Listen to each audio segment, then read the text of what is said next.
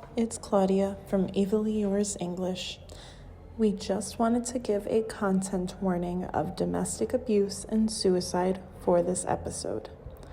We wanted to give you the heads up just in case these topics are too much for you. We will be posting helpful resources in the description box. Now, on to the episode. Recording. Wolfie. It's always the loudest thing ever. Jesus. She's so fresh. She's so fresh. Not like we're trying to use Zoom for this. Lord. Anyway, hi everybody. Welcome back to Book Club. It's time. Here we are. This is Christina. And this is Claudia from Evelyn Yours English. And we're back with our second book club. This is episode 7 of our podcast. This is our second book club conversation, and we're so excited to bring this to you. The book that we have chosen, if we haven't already talked about it, is The Seven Husbands of Evelyn Hugo by Taylor Jenkins Reid. We have attempted to wear some version of green. Well, actually, what we were for was green, but it's what we had. Somehow we didn't have green, and we didn't have Evelyn Hugo's favorite color. She was most famous for an emerald green dress that she would wear to, or I guess anywhere. This emerald in the, you'll see it if you look at any of our visuals on any of our socials. It's like her color, so we tried to channel that. But I guess green is not our color because neither of us had a true emerald green. But I understand what it is to have a power color. Hell yeah. So that was hers. What's the significance of emerald? Money, greed, money, jealousy, royalty, sickness. wit, eloquence, and foresight. Holla. I love it. Color symbolism, new beginnings, like in general the color green, because it signifies like spring, and usually with spring what comes? Plants, flowers. So it's the start of like life, essentially. I chose The Seven Husbands of Evelyn Hugo, and Book Talk made me do it. But also, not just Book Talk, I had been seeing this gorgeous cover every time I would go to, Barnes & Noble, whenever I went to, any bookstore really.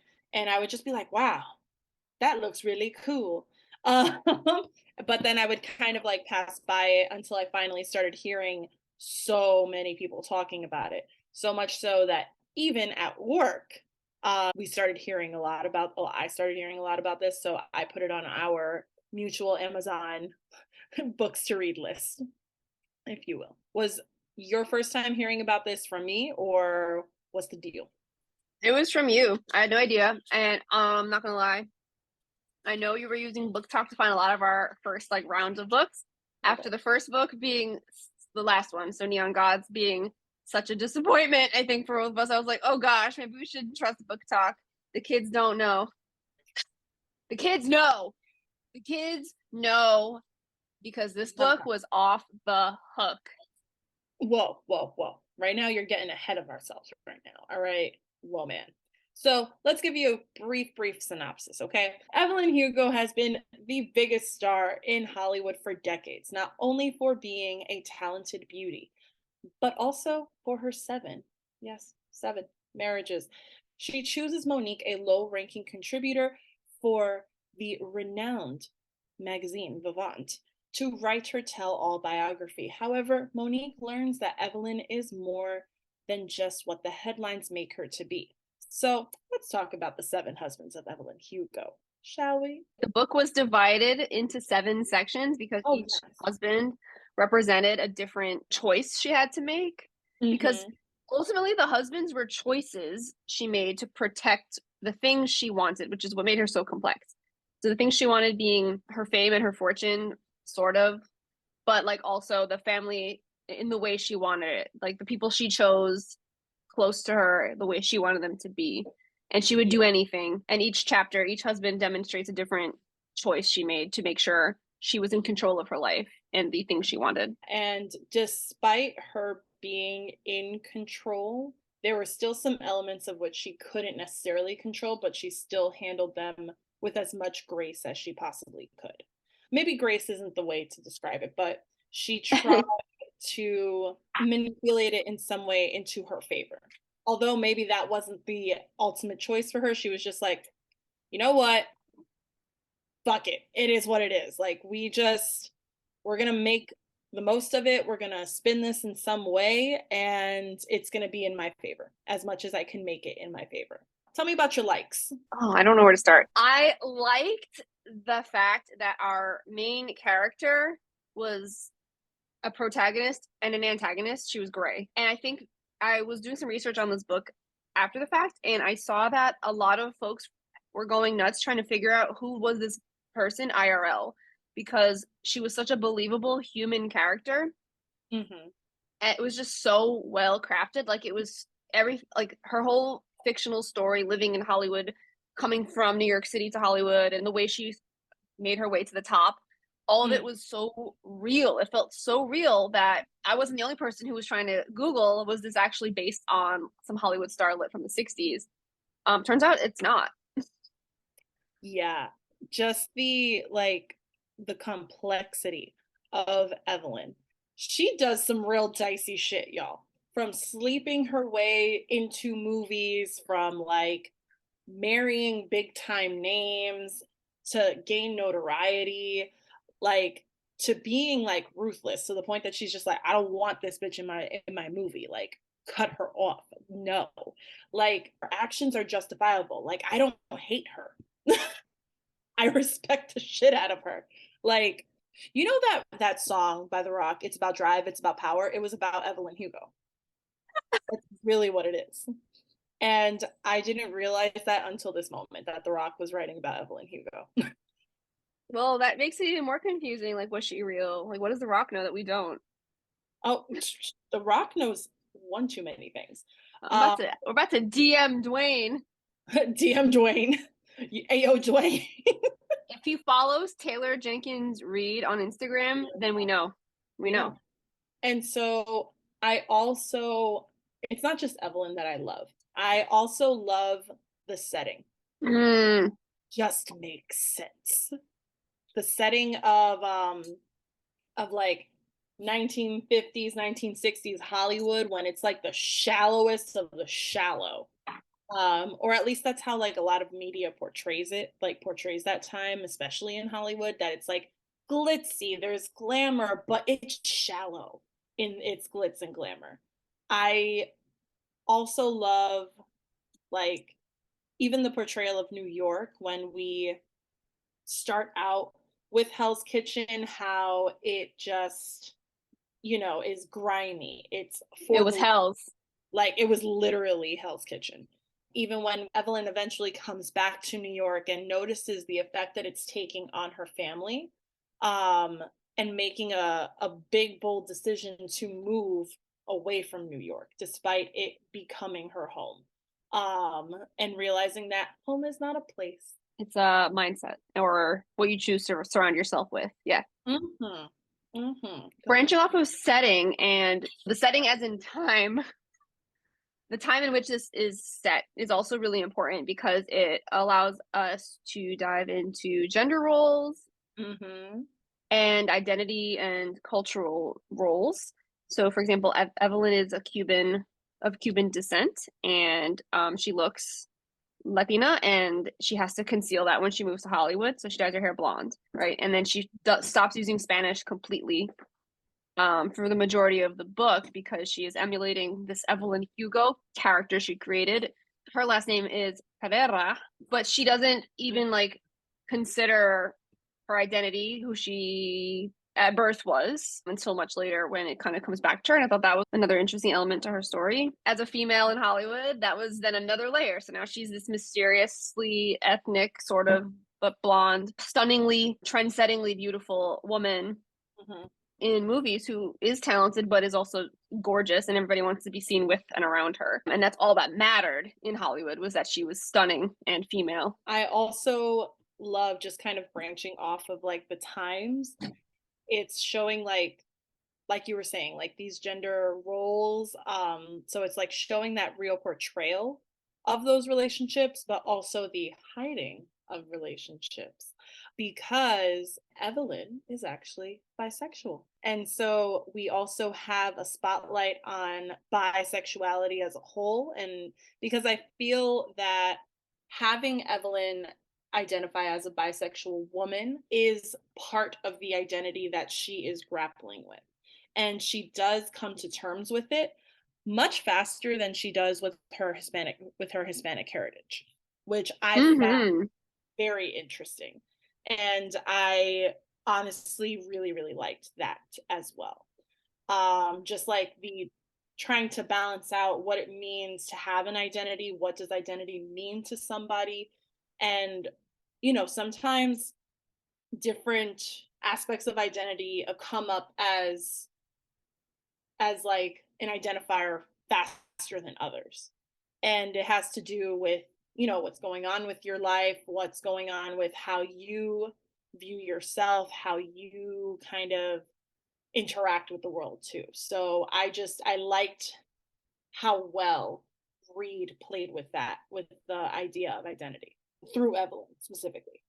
That's a great point, especially because I think in this time period, the 50s, 60s, 70s, you know, there was very little LGBTQ anything. I think they were in New York City in the story for Stonewall. Right? They were. So they lived through it. And then Evelyn, the rest of her life, donates to like GLAAD and charities for LGBTQ youth and women because she recognized she was not the only one suffering and concealing her true identity throughout that time period, which is like the majority of her life. But because she was in Hollywood in this like white place, she was concealing a lot of things. But this was the thing where she was able to find another female who liked her back in the same way.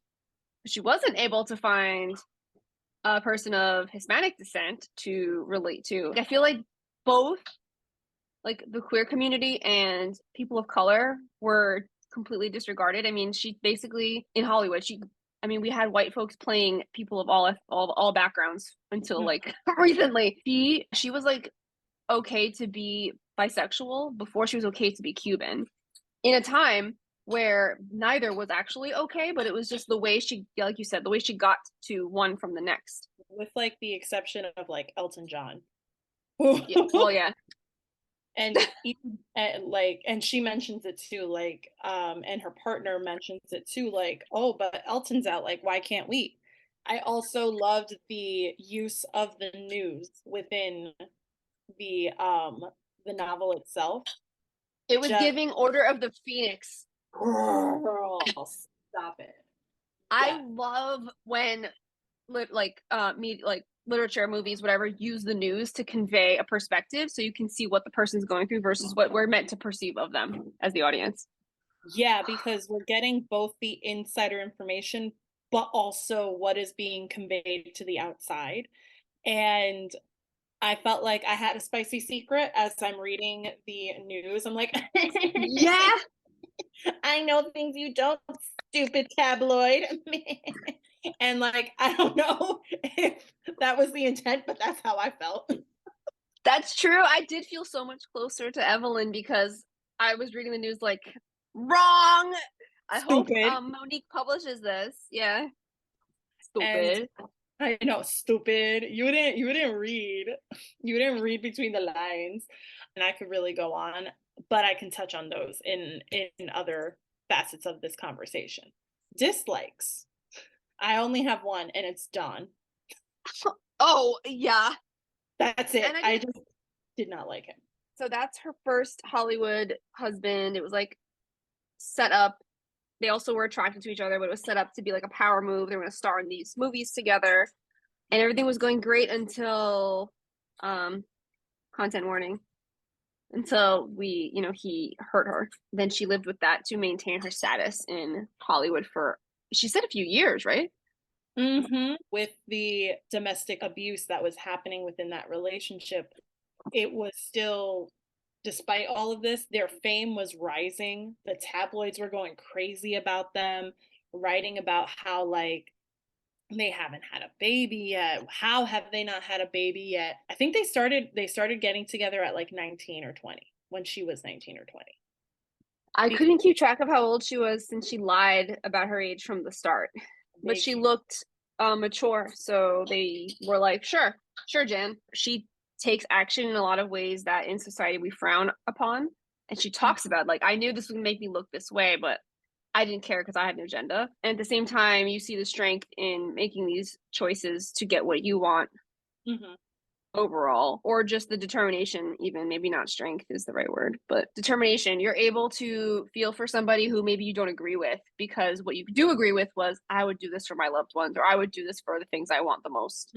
Like, what pushes you to your limits? I think that's what the huge topic is in this book. Like, what limits will you go to? Oh yeah, for not only your happiness, but like others' happiness and success, I would say.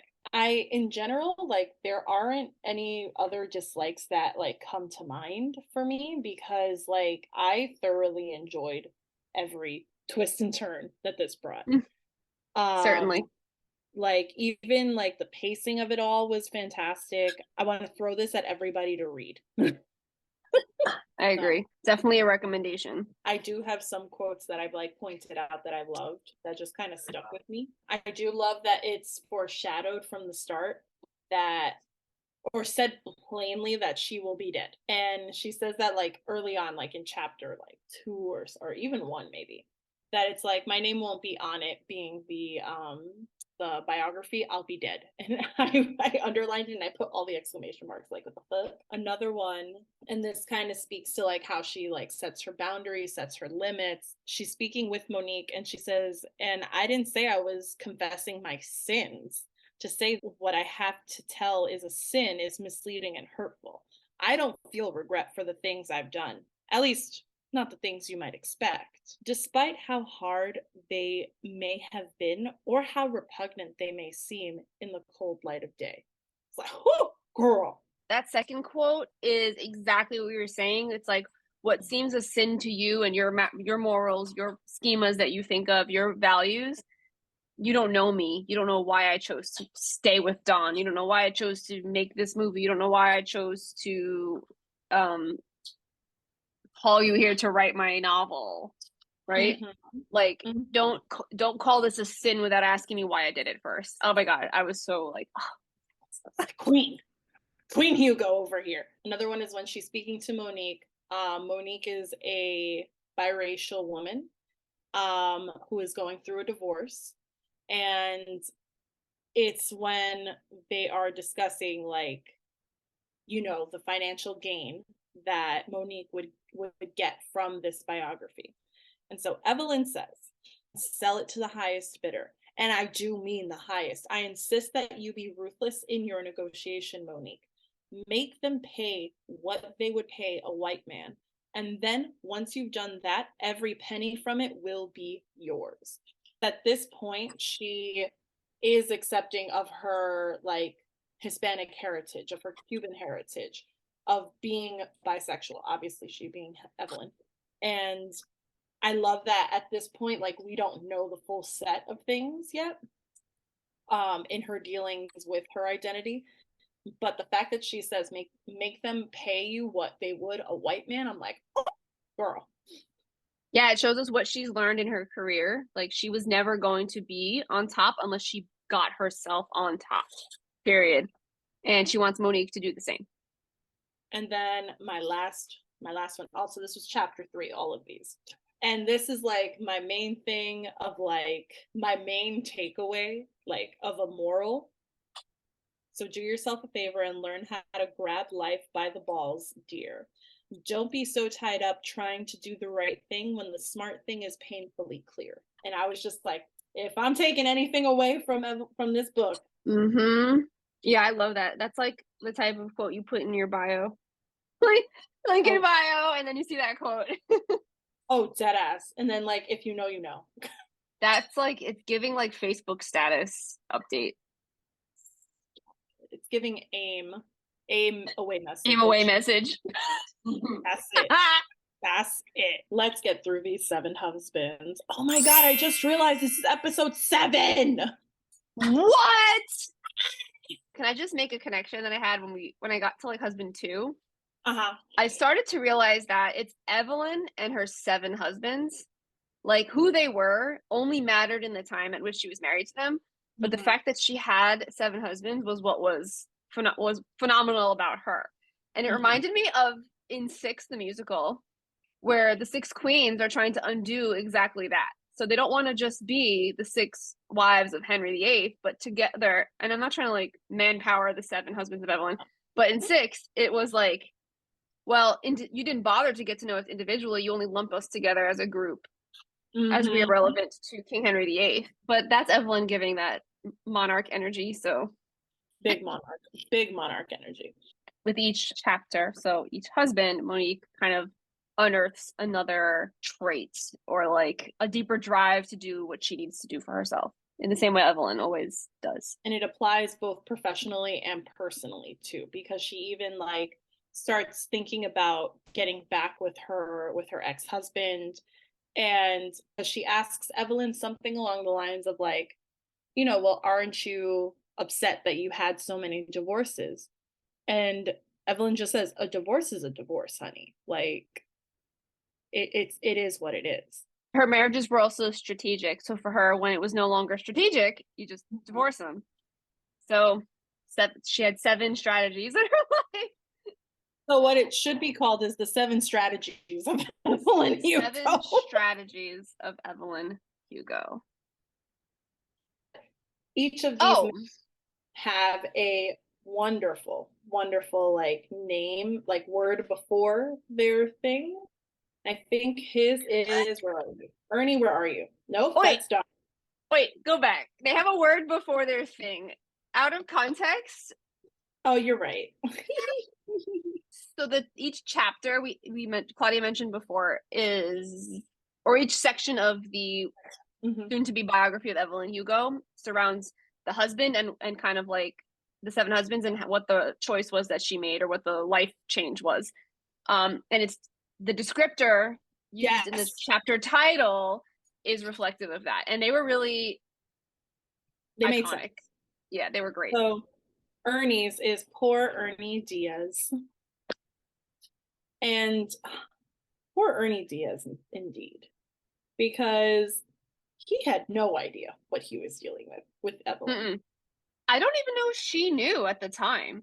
All she knew was she was going to use this man to get to Los Angeles. And then when the time was right, he was a good husband. He did everything he needed to do. He kept her safe with a roof away from her abusive father. But the second she had that opportunity, divorced him. She said, "Crow bye." Yeah. So I don't even know she knew. She just was like taking a risk because she needed to GTFO. Indeed, she needed to. Not that her second marriage is a better situation, but I mean, what she knew was she had to get away and out and away, by any means possible. So Ernie was her escape. Like, Ernie was just a regular schmo. That's really what it was. Like, and he was just. So Don's chapter is called "Goddamn Don Adler." I don't want to harp on husband 2. We already mentioned this is a relationship of domestic abuse, so I don't want to harp on it. But the purpose of the marriage was to promote a film.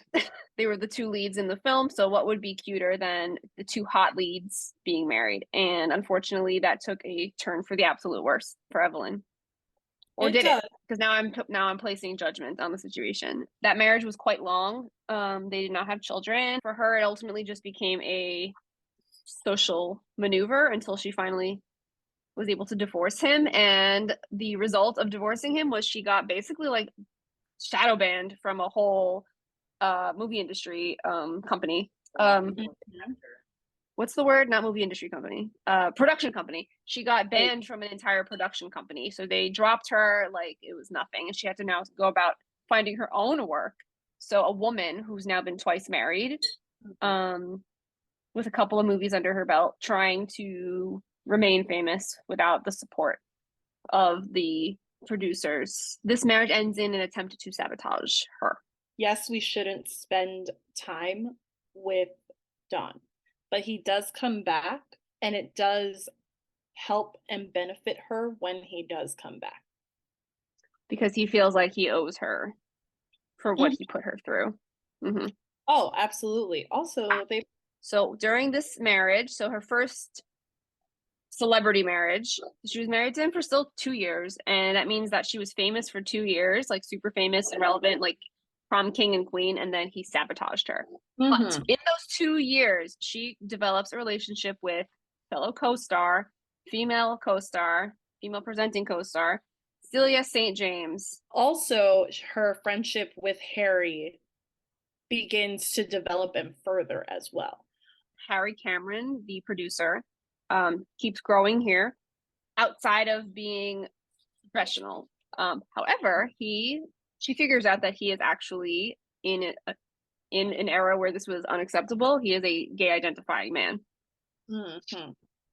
Which becomes really important because as she develops this other relationship with Celia, she then has Harry, who can understand kind of what she's going through. She starts developing feelings for Celia. Strong feelings. All the feelings. Every single feeling one could feel. Evelyn has 7 husbands, but the one thing that remains constant through her whole life is Celia St. James. And Harry Cameron. Oh, sorry, so the 2. So her bestie and her beloved. Oh, bestie and beloved. Right? I agree. During this stint of the story, of Evelyn's story, Monique starts to kind of find a means of getting into her inner Evelyn Hugo, if you will. She is presented at the start of this novel as someone who is very timid, she lacks any sort of like self-esteem professionally, I would say. Maybe even personally as well, especially since she's going through that very vulnerable stage of a divorce. And so she is taking on this story of Evelyn Hugo's, and she kind of takes these qualities that Evelyn is projecting to her within her story and applies it to her life. And so she's demanding, like, certain things from her editor-in-chief. I deserve this, I deserve that. Monique is kind of taking the Evelyn approach of like, yes, and this. And then we get to gullible Mick Riva. This was an overnight Vegas annulment moment, and it was absolutely strategy because she had to conceal her relationship with Celia St. James. She thought somebody was going to blow it up after they were exposed. So she used this Elvis-esque person who was making these loud claims that he wanted to marry Evelyn Hugo. She used this like fiery lust to then draw him to her, and then in this crazy chapter that we were like in first person, like her living through this strategic action that meant nothing to her. We saw her like consummate her marriage, and then they annulled it the next day. This chapter is also very much content warning. I think that scene was intense and could definitely have imagery and thought processes disturbing to some people. But I think this was the chapter where Evelyn makes sense to all of us. We can see that what she's willing to do for who she loves and for what she wants, in order to protect who she wants and what she wants too. This whole farce is meant to protect the relationship between her and Celia. In goddamn Don Adler, Celia's still the most important person, and now in Gullible McRiva, Celia's the most important also. And now Celia's angle is Celia's like, well, why are you hiding and doing all these shenanigans? We should just be comfortable. And Evelyn's like, do you like want a job in this era? Like, or better yet, do you want to be alive? Do you want to be alive? Do you want to go to jail in this era? Like, this is not how in the 1960s this would not be received. It's just like the most heart-wrenching. It's a very short chapter because the marriage is short, and it's pure strategy. It's just purely, I'm protecting the love of my life here. The other thing to talk about with Celia is the fact that she has only seen things as black and white. She doesn't see the gray of situations. And that is, to me, what's the most frustrating thing in dealing with this relationship between them. Because for Celia, it's either you're straight or you're a lesbian. There is no in between. And so many times if not a majority of their relationship, she is denying the fact that Evelyn is bisexual. And Evelyn says it straight up. I enjoy having sex with men. I enjoy having sex with women. They're, I love both as a whole. But Celia is like, no, but you're with me, so you're a lesbian. And she's like, I don't understand why it's a problem. And I think that's one of the major things with this in the discussion of identity, that it's like, it's frustrating when somebody isn't seeing your identity, especially with how much you love them and how much they love you back. And I can understand that frustration that Evelyn is going through, because it almost feels as if the only person that truly understands that identifying factor of her is Harry, or like he doesn't necessarily negate it as much as Celia does. Given the time, to be gay was still something in the DSM. To be a lesbian was still like a psych thing back then, which is why they were going to be so jeopardized if it were to come out. So but those were the only two terms in the narrative about the gender spectrum. So yeah, there was no bisexual. It was just gay or lesbian.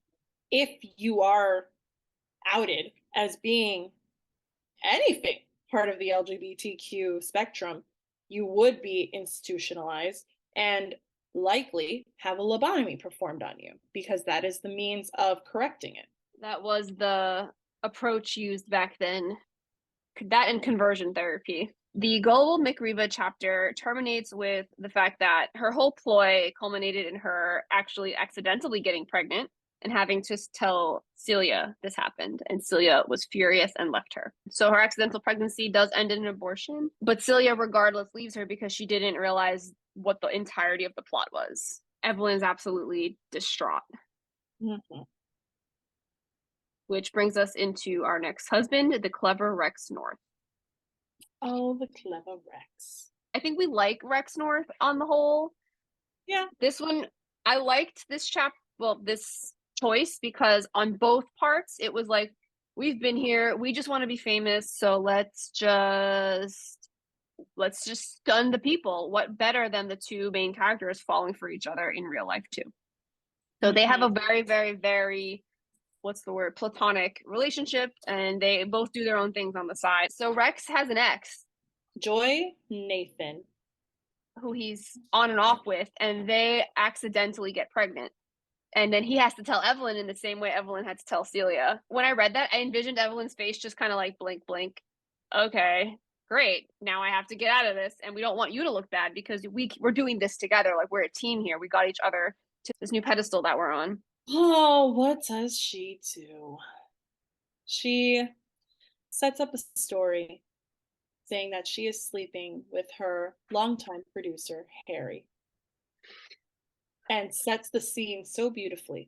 It's like in makeout row, overlooking the vista. And they are photographed in a car, getting down to the business. The dramatic irony here is extremely high, because we, the readers, already know that he's gay, and he's not interested in her, and she's not interested in him, but she knows she can now utilize their friendship to be in like a safe place, because Celia is still out of the picture at the moment. Yeah, but something I do need to mention about Rex is how respectful he was to set these boundaries and uphold these boundaries. Granted, he did test the boundaries, like trying to tempt Evelyn, but he never, like, whenever she said no, he respected the no. Evelyn didn't necessarily experience, with the exception of like Ernie. Yeah, I think, she went into her marriage to Dawn, the second one being, this is the first love of my life, but then he shattered all expectations for what that should look like, because he cheated on her and he hurt her. So then Rex comes in a few husbands later, and he does all the right things, but then there's no love there. This is just a mutual agreement.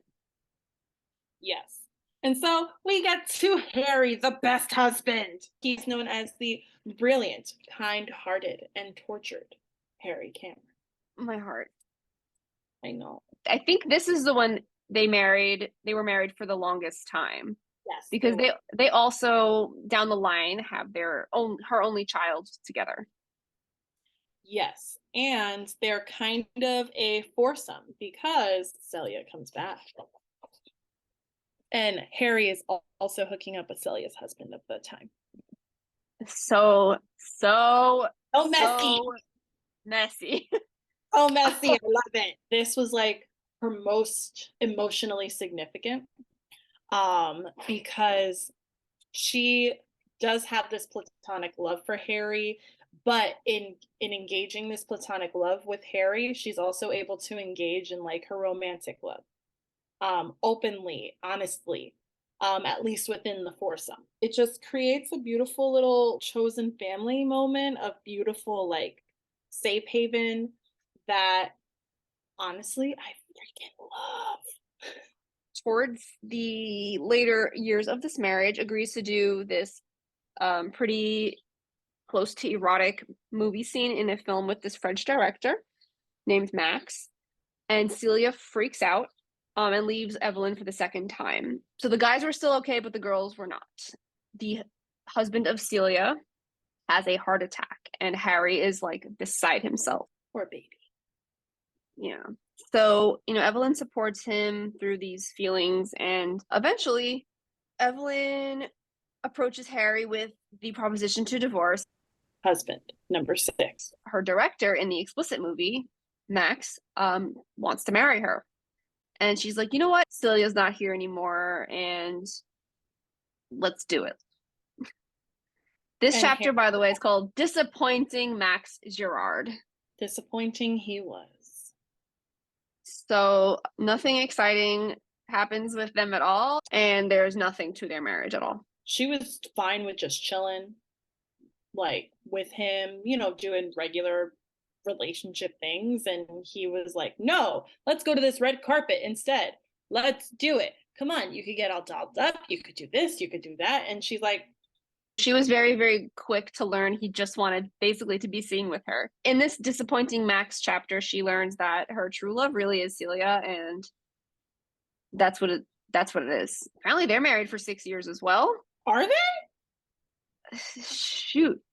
But again, it's for convenience. Now it's just, he's a director, he's got connections in international film and Hollywood now, and she already has her child. And over this period of time, she learns that Celia is living somewhere else away from her. They don't see each other, but Celia is dying of emphysema.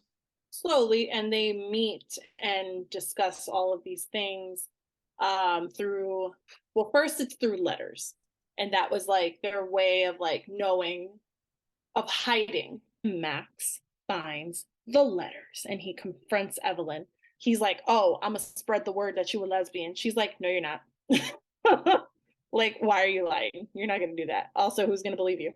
Nobody. That's the answer. Nobody. She was also just like, you're just gonna come off as a lying, jealous person. Which is exactly what happened. It was toward the end of this marriage then where we have our big culminating. Evelyn stumbles upon a car accident, and it turns out it was Harry at the wheel with whoever his new lover was, and that's not initially disclosed to us, but this was a big life-changing moment for Evelyn. I think in this chapter she realized, life is very short. Keep the ones you love close to you. So Celia gets back into the picture, and we're going to revisit this car crash in a little bit. Yeah, like I'm already tearing up, bro. Acceptable Robert Jameson. Agreeable Robert Jameson. Didn't I said agreeable, right? You said acceptable. Oh, I mean, he's the same. It's the same. So who is he, and why is he agreeable and acceptable? Because he is agreeable and acceptable of Evelyn and Celia being together. And who is he? He's Celia's brother. And so he, does his thing. All 3 of them move to Spain. At one point, she starts accepting, when she goes to Spain, her Cuban heritage. And so I loved that play between the two. I loved that Reed is showing us what it looks like to deny an aspect of yourself, and showing not necessarily that it's not bringing you joy, but that might be bringing you some sort of success, at least in Evelyn's case. But then once she starts accepting it when they are in Spain, when she, Celia, Connor, and Robert are there, you see the joy that she gets in sharing this with Robert and Celia. And so it's like a new level of identity unlocked. Like, it's just having another aspect to kind of show and interact with. And I thought that was like a really beautiful thing. Celia dies. It's heart-wrenching when she dies, just as it was when Harry died. It was a moment between Robert and Evelyn, having that moment together, that heartbreak together. And also Robert kind of made himself like part of Connor's family too, being that like paternal figure. Despite him turning out to be perfectly pleasant and agreeable, the strategy behind marrying him was so Celia could leave her fortune and her belongings to Evelyn when she passed. By way of Robert, who was agreeable. He was in agreement with this. He was like, sure, that makes sense. I'll come live with you in Spain and do what I want to do out here. All this to say, we come to the more or less ending of Evelyn's story. And then we learn why Evelyn chose Monique. And so we find out that one of the reasons. Before you reveal why, what was your initial prediction as to why Monique was the choice? So Monique wrote this article, Assisted Suicide, the Right to Die movement. And so essentially it's when someone who is dying is essentially choosing when they ultimately go. On their terms. On their own terms. And, that looks like different ways and different facets completely. And so, that piqued Evelyn's interest, especially in the way that she wrote it. It was a very difficult topic to write about, very, very nuanced. So she reached it with the level of sensitivity as one should approach it with. That piqued Evelyn's interest and the appeal of having Monique write this story, her story. I thought it was going to have something to do with the death of Evelyn's daughter, Connor. All we really got in sporadically was a mention that Connor died of breast cancer. So in my head while I was reading it, I thought maybe we were going to get a reveal that Connor, I thought this was going to be the reveal, that maybe Connor was an anonymous subject in Monique's initial report. Maybe Monique didn't know. So the whole time I was thinking this was exactly what you said. I thought that the Right to Die movement was the reason she was selected. How not quite right we were. No, not even a little. Because what ended up happening, we find out that Monique's father dies very early on. They said he was drunk driving. She grew up thinking her father randomly wasn't a drinker, was really drunk one night and it crashed his car. And that's what she grew up her whole life believing. Until Evelyn Hugo came and gave her the truth. Evelyn discloses finding the accident that Harry was involved in, and that Harry is with his partner at that point. And Harry was the one driving, as we mentioned. His new partner. Harry was the one that was driving with his partner, and his partner ends up being Monique's father. Yeah. Shook. When I gasped. When Evelyn finds Harry in this compromising position, she takes Harry out of the car, moves who we now know is Monique's father into the driver's seat, wipes any trace down of Harry. And for any true crime enthusiasts, at this point, it was I think the 70s or the 80s. We have not 80s. Utilizing forensic science. There was no there was no DNA tracing whatsoever at this point, or at least good DNA tracing. It was a lot of physical evidence. But her father was also a black man in a car accident. So I think an undertone here is the city found the wreckage and was like, drunk driver, and put nothing. There was no effort, nothing more. Evelyn then brings Harry to the hospital, and that is where he is pronounced dead. all this time, Monique, again, knows this truth and this perception, but then is shown what the actual true thing is. And I think that really, like, that fucks her up real bad. Mm-hmm. Fucked me up. Like, so Monique then has to deal with, why is this the grand finale?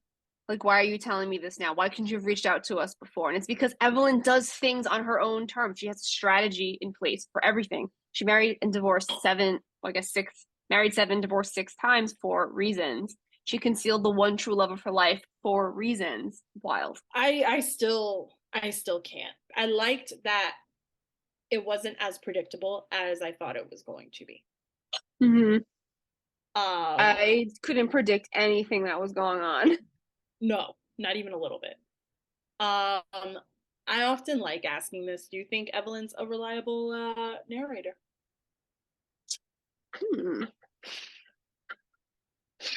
I think everything she does is for a reason. I think she was like, the last thing I do before I die is I need to reconcile with this person, and I owe her for what I did to her father. And I think that is why in the very beginning, when we get the whole foreshadowing to the release of the biography, she says, you will be a millionaire with this story because of who I am. The inference there is only you deserve this wealth because of how I feel. I believe you should have this wealth with my story. So that being said, I think her intention is reliable, and therefore the way she depicts her story is reliable throughout. From start to finish, it's strategy and power moves. Also, not to always bring it to Harry Potter, but she's dead ass a Slytherin. Oh yeah. Like dead ass, and I love it. No questions asked. She's very much like Narcissa Malfoy in that, like she's protecting what matters to her, and she's using strategy. Narcissa literally lies to Lord Voldemort to protect her son. Like Evelyn Hugo would absolutely do the same. Not you calling him Lord Voldemort, like you a follower. Well, it's my secondary sign, so that's true. I don't know. Right.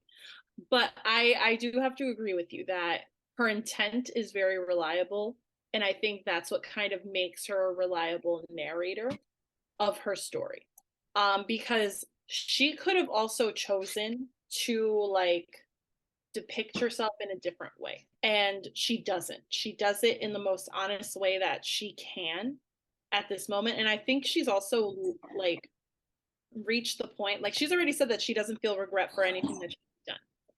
I feel like she's reached the point that in her life that she's been lying this entire time to society. Yeah. She's been lying to maybe not necessarily herself. She has been harping on Evelyn Hugo, the idea, and not Evelyn Hugo, the life in person. By giving Monique her story to then basically pay reparations for what happened to her father, she also is giving Celia, who is of course long gone, but she's giving her the publicity and the I love you and I don't care that Celia always wanted in her lifetime with this story.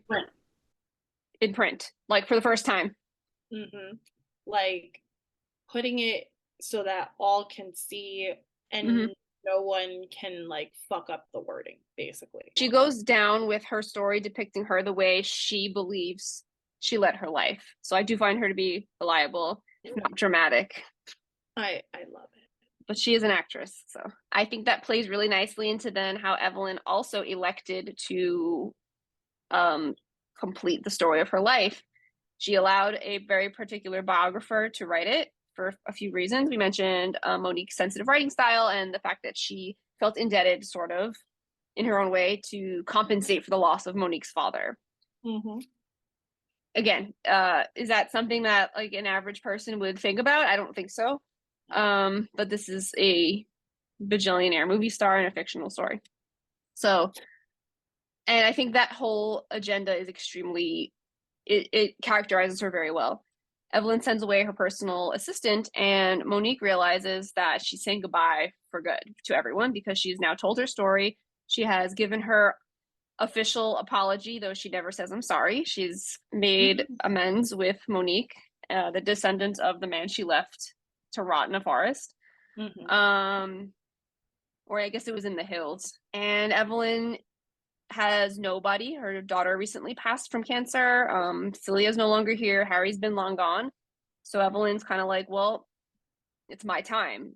And this, I think, reflected Monique's article about being sensitive to people and their own initiative, taking the initiative to, cease to be alive. So Monique, in the last couple of chapters, has these thoughts. Should I go back and stop her? Should I go back and stop her? And she reflects that, Evelyn does things the way Evelyn wants for a reason. Evelyn doesn't rashly, impulsively make choices. Everything she does is strategic. So the death of Evelyn Hugo then allows Monique to write and publish this book, for which she blows up as an author. And it is disclosed that it was an accidental overdose. The media portrayal, I should say. Evelyn knows what she's doing. She was also in the early stages of breast cancer. Part of her decision to essentially end her life on her terms is not necessarily due to regret, but she said, I've seen what this does to people. I've seen what it did to my daughter, and I don't want that for myself. That's not how I want to go out. Again, I think it's pretty beautiful that she is making that decision. It's hard to make that decision, even though Evelyn makes it seem like flawless, not even having any sort of issues in making that decision for herself. To the very end, she controlled her narrative, and then through Monique controls the true version of her narrative. It's it's just wow. Also pretty edgy to make someone who you know that you've wronged the author. Yeah. I think Evelyn says to her, you have this information, do with it what you will, or burn it now, because you just spent all this time with me. Get rid of it. But either way, you're the only person who can write this, and you can be a millionaire because of this. And I just told you why I'm doing this. All this to say, I think everybody needs to get this book. Forget the ratings. Get this novel. We do have an ideal cast for the upcoming movie that we would love to see, because if I'm not mistaken, it is becoming a movie. And Netflix for it. Join us for our next book, which will be Ursula, in honor of Mermaid. So Little Mermaid's coming out in May, so we're going to do a mermaid themed book club. So the whole month we're going to be reading short mermaid related stories, but we figured we're going to read The Dark Tale of Ursula first. Yeah, I think it's called Poor Unfortunate Souls. If you've seen the cover, you know exactly what we're talking about. Half of her face is in the shadows, and she's like, so can't wait. But until then, you can find us on Spotify, iHeartRadio, Apple Podcasts, Amazon Music, YouTube, Instagram, and TikTok. Yes, you can. All that is at Evilly Yours English, or if you're doing any of the other ones, Evilly.yours.english. Come at us, come find us, have fun with us, interact with us, talk to us, because we like talking. Thanks so much for listening, and we will catch you in the next Word of the Week video. Bye, thank you.